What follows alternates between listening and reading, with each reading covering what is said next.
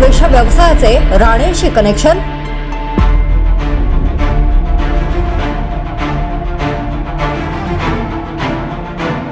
उद्धव ठाकरे गटाच्या नेत्याच्या आरोपांमुळे तणाव.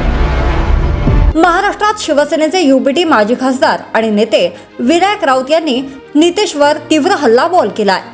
नितीशच्या बांगलादेशी घुसखोरांविरोधी भूमिकेवर प्रश्नचिन्ह उपस्थित करण्यासाठी राऊत यांनी कोकणातील वेश्या व्यवसायाच्या प्रकरणाचा वापर केलाय. मिळालेल्या माहितीनुसार महाराष्ट्राच्या महायुती सरकारमधील केंद्रीय मंत्री नितेश राणे हे माजी मुख्यमंत्री उद्धव ठाकरे यांचे विरोधक मानले जातात. नितेश राणे अनेकदा उद्धव आणि त्यांच्या पक्षाच्या नेत्यांवर कठोर शब्दात हल्ला करतात. विशेषतः कोकण आणि मुंबईत नितेश आणि शिवसेना यांच्यात जोरदार लढत आहे.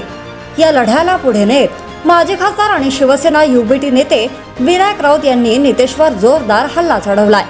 नितेशच्या बांगलादेशी घुसखोरांविरोधी भूमिकेवर प्रश्नचिन्ह उपस्थित करण्यासाठी राऊत यांनी कोकणातील वेश्या व्यवसायाच्या प्रकरणाचा वापर केलाय.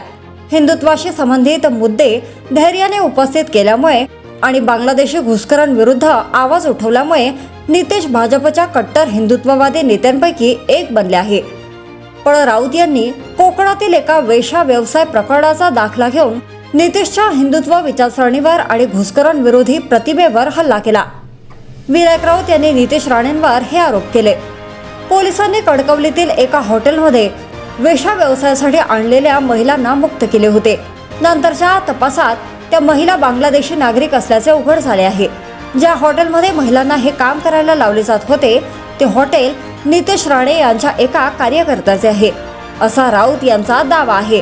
त्यांनी आरोप केला की पोलिसांनी महिलांना हॉटेलमधून पकडले होते, पण नंतर नितेशच्या दबावाखाली महिलांना रेल्वे स्टेशनवरून अटक केल्याचे दाखवण्यात आले.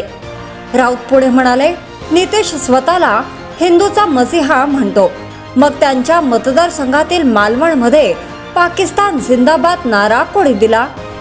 घोषणाबाजी करणाऱ्या भंगार विक्रेत्याला भंगार व्यवसाय करण्याची परवानगी कोणी दिली? असे देखील राऊत म्हणाले.